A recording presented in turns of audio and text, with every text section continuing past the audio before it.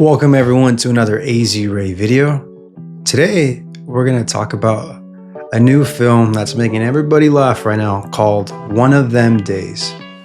One of Them Days is a modern day version of Friday.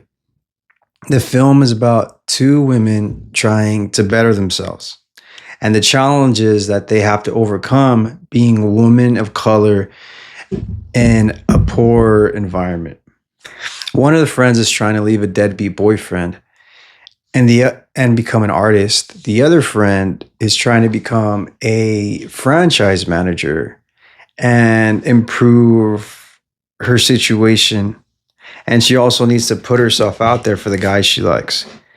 The reason why comedy works, it's because it's reflecting a truth, a deep truth. The hidden truths that are in this film are referring to abuse and the struggle of hostile architecture. When a person's growing up in the hood or in a poorer place, they're growing up in an abusive relationship. The place itself doesn't give the person the resources or the healthy environment that they need. I talk about this more in my hostile architecture and material trauma video. So if you want to listen more, definitely check that out. Most people stay in the hood because they have no other choice and it's all they can afford. Beverly Golden, in her book Surviving, talks about abuse and why people stay in abusive relationships. She presents the example of sunk cost fallacy, which is an economics term. And it's basically when a person stays on a sinking ship. Why does the person stay? She takes an example of an investor putting $100,000 into an app that's losing money, but they still stay with the app. They hold on. Why do they stay? Because they invested so much time.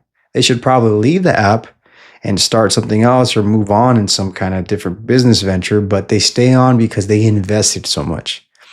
It's one of the many reasons why people stay and hold on to abusive relationships, because they invested so much time into it.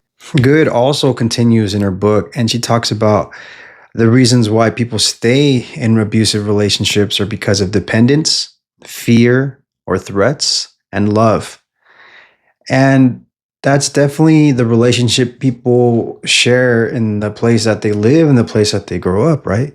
They stay there because, they love where they live, the environment, or the community that's there, even if the environment isn't the best, even if there's potential gangs and things like that. But that's like the place they know, right? It's like an identity that gets formed. And then the fear and threats is that even though maybe they can't afford where they live, or the fear because it's a dangerous environment they're in, or maybe the fear that they have no other place to go and they have to stay. So there is this struggle within the relationship. And then most importantly, like dependence, right? If they have no other choice, or they have no other place they can live, they have to stay there. These characters in this film, the main characters played by Keke Palmer and SZA, are in abusive relationships. And sometimes we stay in unhealthy relationships, right? And relationships that are toxic and abusive, right? And in this case, I'm talking about the people, but I'm also talking about the hostile architecture and the environment. Sometimes we stay even though we shouldn't, even though sometimes we have no choice, right? SZA's character, Alyssa, is an unhealthy relationship. She's with a man with no ambition, and he's taking advantage of her and her friend Drew. He's not contributing anything. Drew is in an unhealthy relationship with her apartment manager, not by choice, right? But because it's the only place she can afford, the only place that she can live. And the apartment manager isn't providing a safe home for her, and he's not creating like a fair environment for her either.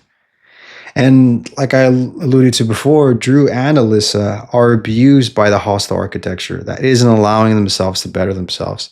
And they have material trauma from the hood, right? There's a trauma that's around there, right? Because of gangs, because of violence, because the environment isn't helping them, right?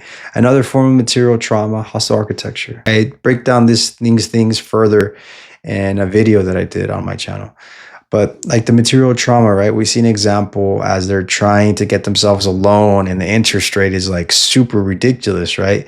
They're not given the resources to better themselves. They're just given more ways to be traumatized, to be stuck, right? To be abused in this environment.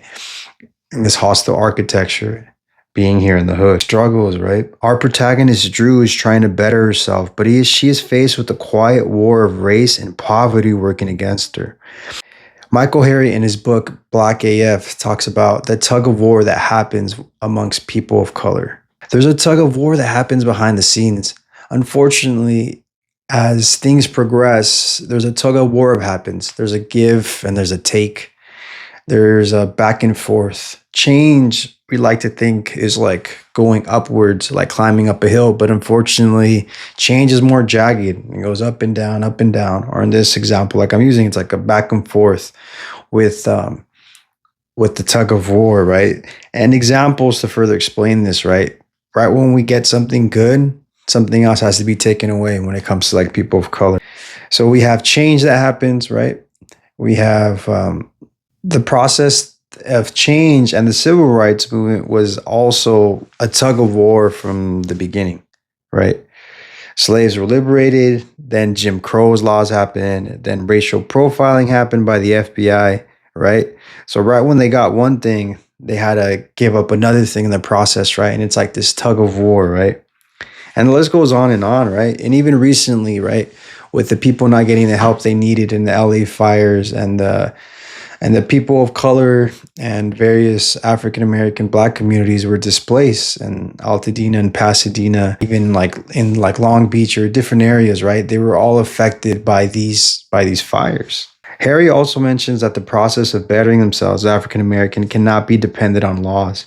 Often, coalitions, communities, organization groups striving to be an example of excellence, being a citizen, and allowing yourself to be involved in politics and becoming involved is something that's required of a person of color, right?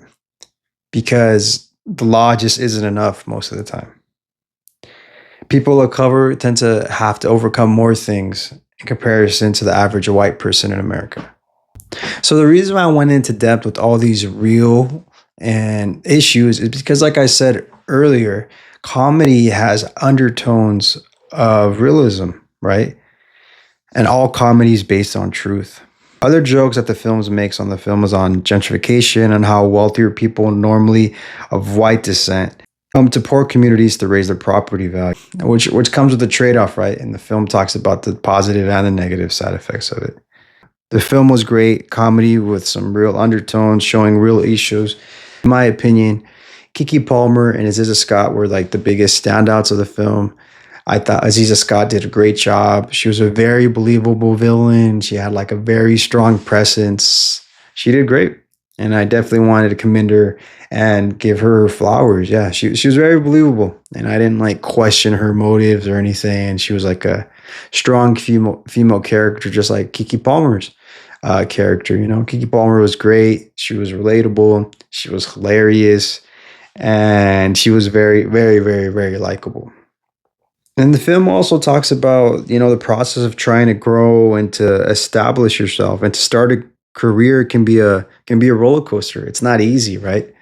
You know, you graduate school and then it's like, all right, now what? You know, yeah. Sometimes people don't have like an internship or a job just waiting for them. It becomes a process, and it's not easy to kind of form a career. I really enjoyed the film. So many relatable moments. A lot of the characters were very likable, very relatable, like I stated. If you want a good laugh, definitely check this film out. Props to everyone involved in this film, to the producer, Issa Rae, the writer, Sharita Singleton, the director, Lawrence Lamont, and also a shout out for SZA for having a #1 movie and a #1 album out at the same time. Very cool feat. Yeah, definitely check this film out. I definitely enjoyed it. As far as my review and whatnot, I'd easily give this an 8 out of 10. It's great. It'll make you laugh. You'll get value from it. If you've been curious and debating on watching it, trust me, check it out. You'll like it. It's super funny. This has been your AZ Ray, not X-Ray, deep dive from A to Z. So thanks for hanging out with me. Thank you so much for taking the time and watching this video. Don't forget to like and subscribe.